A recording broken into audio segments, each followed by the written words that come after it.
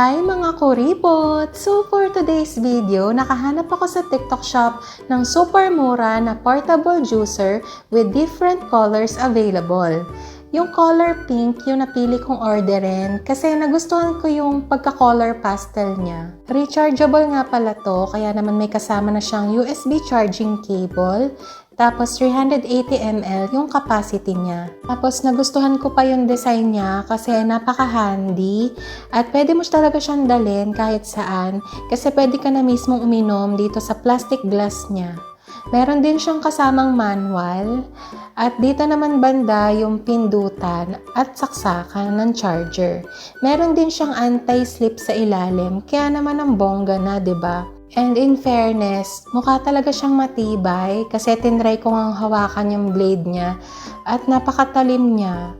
Tapos tinry ko na nga siyang i-open, double click